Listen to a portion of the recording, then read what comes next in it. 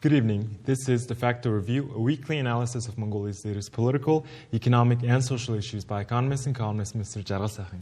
Hello, everyone. And I'll be your host, Khurelsukh. Today's topics are on the public disclosure of political party finances, the president's visit to China and Japan, and the lack of attendance during parliamentary sessions. So our first topic deals with the public disclosure of the finances of political parties. So according to the law on political parties, which was adopted in 2005, parties that won seats in parliamentary elections receive funding from the state. So any party that won seats in the 2008, 2012, 2016, and lastly the 2020 elections receive two types of funding from the state. So the first type, you receive 1,000 MNT per vote obtained during the parliamentary elections. So that added up to 8.6 billion Tugruks since 2008. And of this amount, the People's Party alone has received 4.3 billion Tugruks. And the other way that the government offers funding to these parties is they receive quarterly payments of 10 million MNT per seat obtained within parliament. So, for example, the People's Party have 62 seats in parliament. So that means they receive 620 million MNT yearly. So why? My first question is why does the government offer this payment to political parties from the state budget? You know, they have to, because according to the International Democratic Research Agency, IDEA, total out of 180 countries, 64 are getting, in 64 countries, political parties getting money from the budget. In only 40 countries, based on the result of the election. Mm-hmm. So we tried also to finance political parties from budget, but unlike other countries which is receiving the money from the budget, Mongolians' reporting system is almost zero. Mm-hmm. Nobody understands and how much money the parties receive and how much they spend, not only the general public, but the political party members themselves. They don't know how much money they are in their possessions, how much they are using.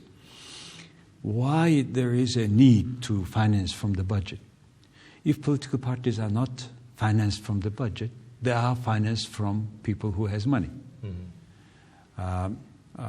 That's why it's usually a money election, which is anyway there in Mongolia. All election is becoming more and more money. Mm-hmm. And political party budget financing also gives good opportunity for the state and the public to receive legally their full report, because they are financed from the taxes, tax money, which is not the case, unfortunately, in Mongolia. There is a state audit which is auditing their financial yearly report, which is very nominal, very, very, very just another bureaucratic. And plus, the report is not well understood, accepted, or seen by the public. Nobody is much interested that the public see that report. So once they finance from the budget, for example, in Germany, 1/3 of the political party's budget is coming financed from the budget. Another 1/3 from the political party members, and in particular those who got high-ranking positions, they more pay. And the third part is coming from donation.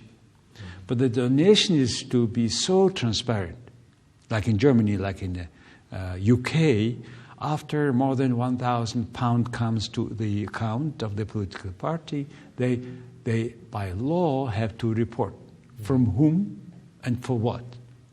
In America, for example, they say this man is financing Democratic Party, for example. So the people know that corporation supports Democratic Party. And that's what we want to know here. And because it is not clear, Mongolian corporations are financing both Democratic and People's Party. So, which is a big mess. And also this political party financing has to do, in particular its transparency, has to do with the money that political parties are receiving. For example, for the last election, according to many social media information, the ticket to be candidate from your political party was a cost of 2.5 billion MNT. Who has this money? And why this money is spent for political parties? These are the questions. Mm-hmm.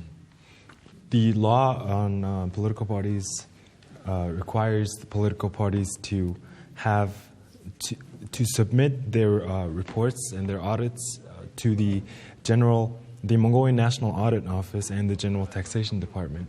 But however, the audit office is supposed to monitor and research and cooperate on these reports, but they do not.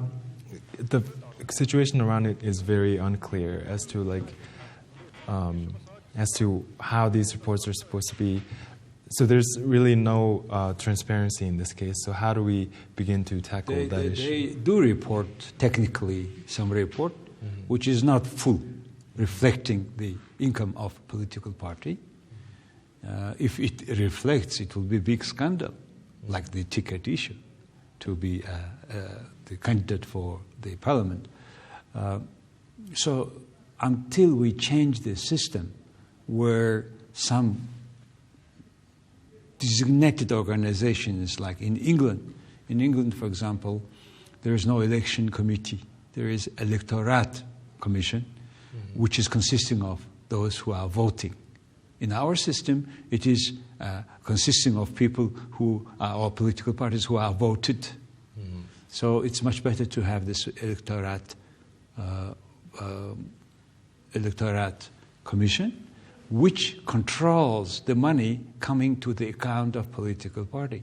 A political party cannot have two accounts, for example, and the account they are running to be audited. That's another step which we are demanding for the last 10 years as a society, civic society. We're demanding political parties to report that. But what happened? Since 2005, now 17 years, each parliament is promising that they will amend the political parties' law. And this one is too. They have a working group now. But I don't believe that they will do it. In particular now, in 2 years we will have election. If they will do it the first year of the after election, they can do it. But I don't believe that they will do this. They will change this political party. Because if they do change, then the people will demand more transparency according to that law. So if even they do change some law, political parties' law, that will be in force only after next election. That's how I see. So within this law, financing only goes to political parties. So if an independent campaign is elected into parliament, they wouldn't receive funding as they're not a part of a party. So my question is, does this type of financing only create inequality between political parties, as the stronger parties get more and more funding, but the weaker parties get less funding or even no funding at all? So does this just widen the gap between the separate political parties? You are opening a question of whether parliament member is getting any financing for the political purpose. They do. They even now, it used to be just 10 million MNT, etc., years back. Now it's about at least 1 billion MNT they receive each parliament member, because they are parliament member. And they are supposed to spend that money for covering their costs to their going to the constituency, and there are particular humanitarian projects, let's say. And we don't know very clearly how much each parliament member receives money, and how they are spending that money. And it is not very clear, or at least transparent, or at least comparable in between them and with other with even other countries. So transparency of financing of parliament members, state officials, and the political parties are key issue to combat corruption in Mongolia, because major corruption cell of the country is political parties themselves, which protected by the law, by such a vague law that people have no clue what's going on. Not only people, the members of their political parties have no idea how much the political party is getting money and spending for what. Let's move on to our second topic for this week. President of Mongolia, Mr. Khurelsukh, paid a state visit to the Republic of China, and underlining the Mongolia-China strategic partnership, the heads of state of two sides agreed to further build mutual trust and understanding and deepen bilateral relations and cooperations in all spheres. They agreed to raise the trade turnover to 20 billion USD over the next 5 years, and to sustainably export coal from Mongolia to China in the long term. And they've reached many other settlements in this case. The president also subsequently visited Japan this week for a 4-day visit to Japan for the 50th anniversary of the establishment of relations between Mongolia and Japan. He paid a courtesy visit to His Majesty the Emperor Naruhito and held official talks with the Prime Minister.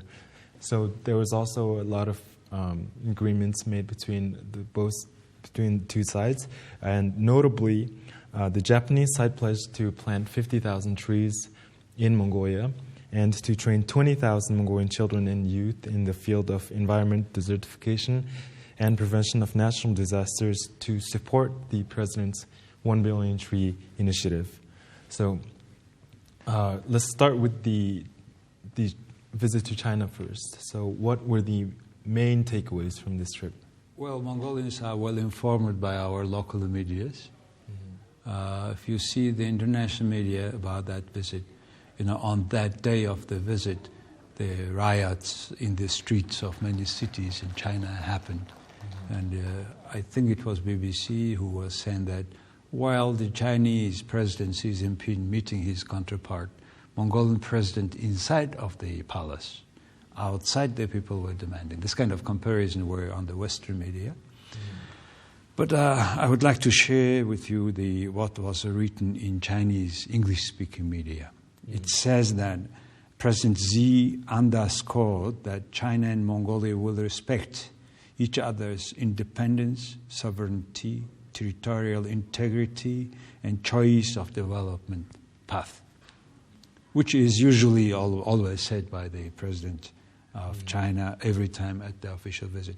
By the way, this state visit after many years was important for us because China is our strategic partner, largest economic partner, and we are almost fully dependent on whether China buys or not, or sells.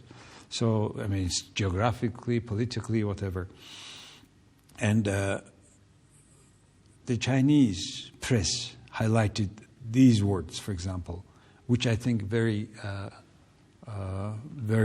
volume, covering all aspects of our economic and all relations. It says, the two sides will seek greater synergy between Belt and Road Initiative and Development Road Initiative, second being Mongolian Initiative. This is first. Second, the Global Development Initiative and Mongolia's new recovery policy. The third is between China's two-step development strategy and Mongolia Vision 2050, long-term development policy. I think within this three framework, everything is covered. And in all this, what our press suggests, it's an important event on the bilateral economic relations between two countries. The particular key areas of economy Chinese had highlighting. It's trade, energy, mining, connectivity, while expanding cooperation on information technology and livestock products, deep processing. So I think it is a good highlight of the particular word connectivity. Is we should highlight that. The other thing was also two sides will strengthening exchanges and cooperation between legislatures, governments, political parties, and at the sub-national levels.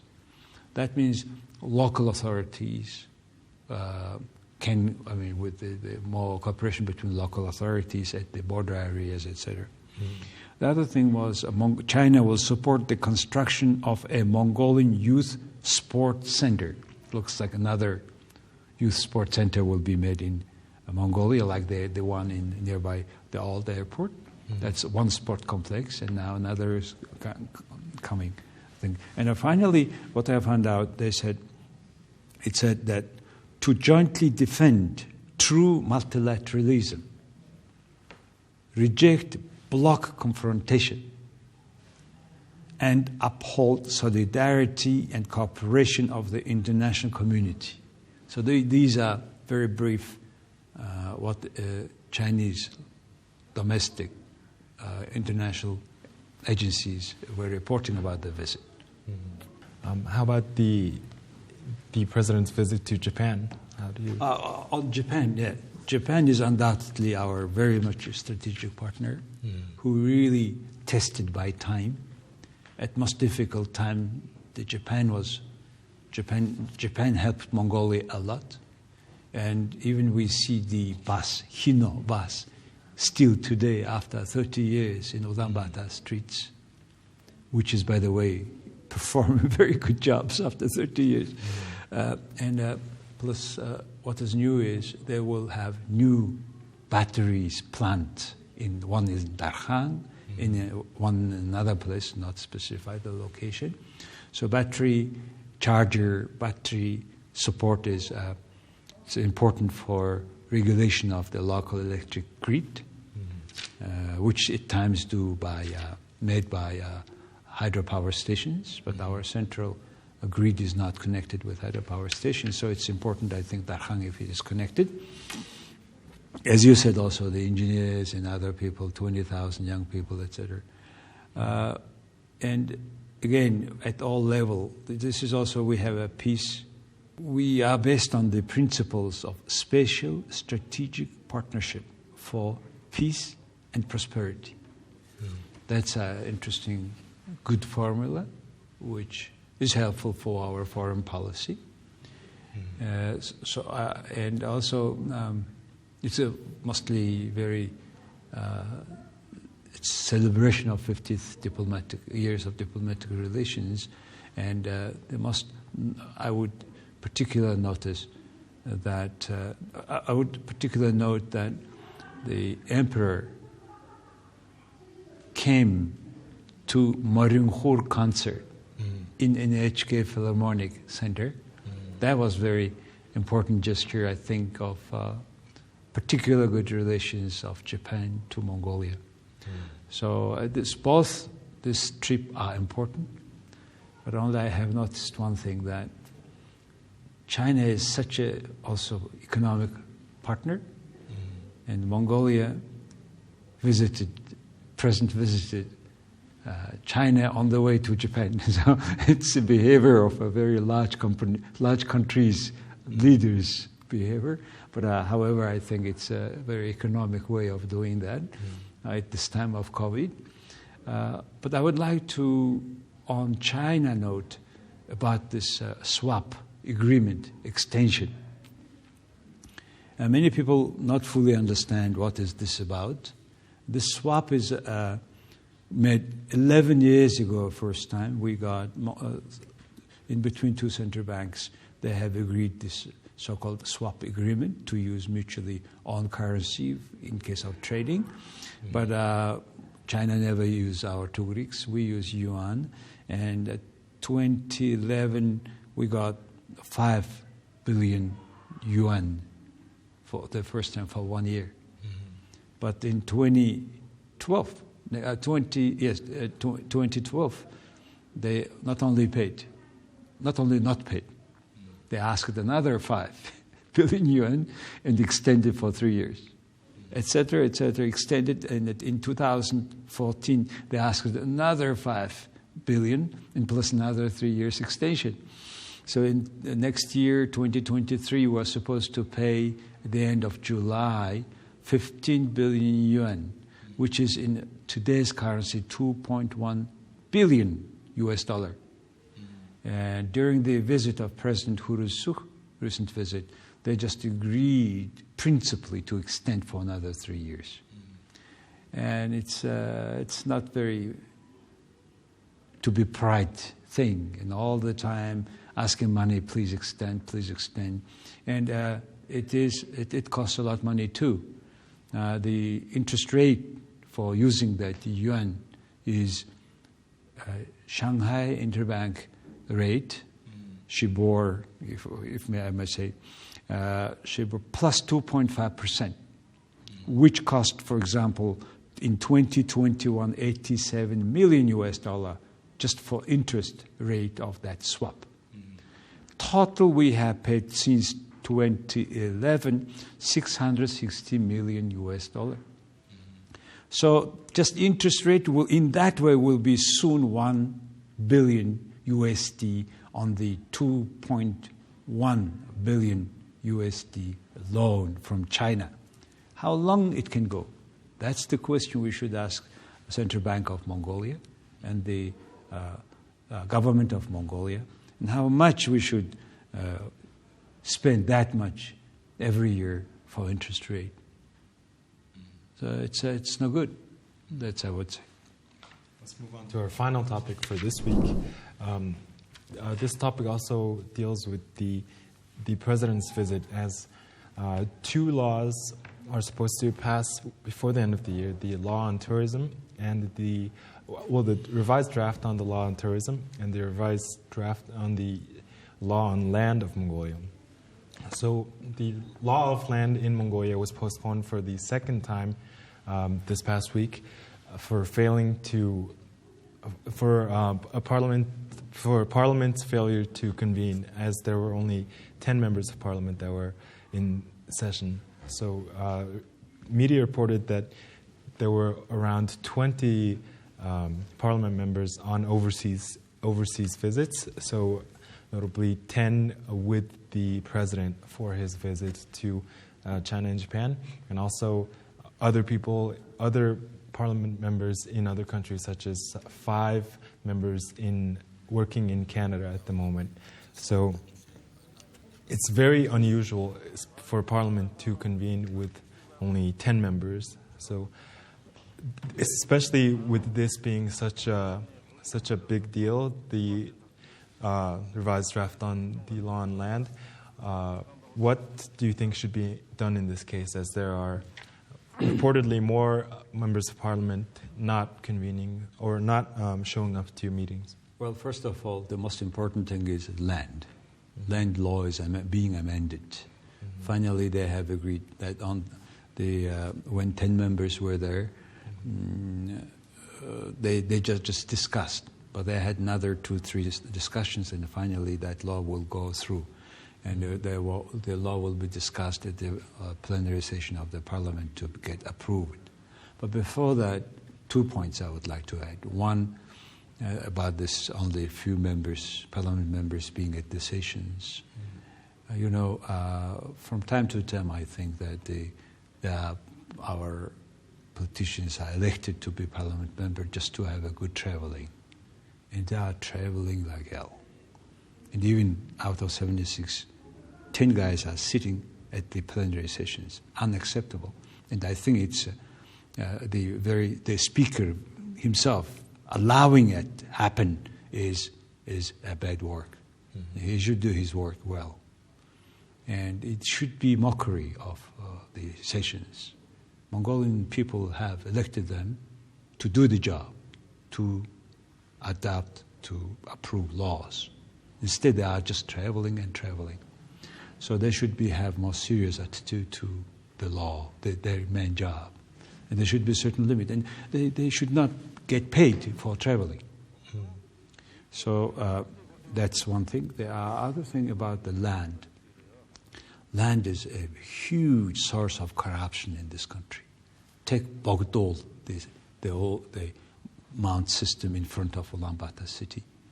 According to Commissioner Tirbish of Anti-Corruption Agency, there are 10,000 households live in 590 houses. Now, 10,000 people live in 590 houses in the mountains, which is supposedly to be strictly prohibited for living. It's only for tourism. And it's a very clear picture of how Mongolian laws work, who we are. We make one law, then we do a completely different thing, and you cannot do anything. Now, what we will do with these 10,000 people? Majority of them are legally bought money. They paid money for their houses. But those people who had sold are politically connected, corrupt people. And that's why they made the completely residences instead of hotels, at least.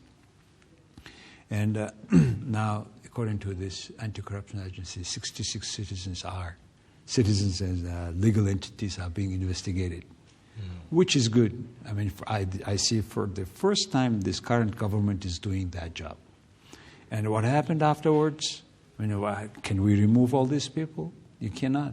So it's a matter of tax of real estate, because it's really different places, high-value places. And the politicians have more than 1 billion MNT houses there. And I think if Parliament have their sessions in Zaisang, it will be much cheaper for us in terms of traffic jam, etc., because majority of them, they live there. So that's one thing. The other thing, for example, land. School lands are looted in Mongolia. 42 schools, 33 kindergartens, and 3 universities, total 15.6 hectares of land misappropriated by that time who was running, the directors, whoever. And the schools have, every school used to have a sport field. Now all these fields are today new residence town. And did they pay money for, did they pay any tax on that? Who is responsible? Nobody is wholly responsible for this kind of misappropriation of our property. So, and I'm not talking about the bigger residences, which were shared. Our all former city mayors were corrupt. And some of them, general manager guy,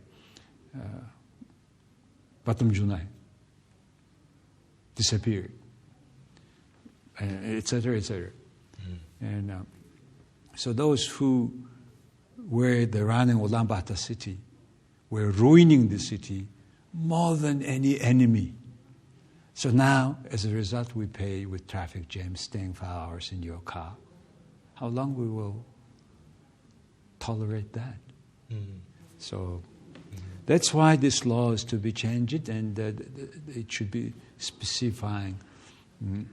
There are 16 zones in Ulaanbaatar city, and each has separate fee. But that fee is established by the state or government.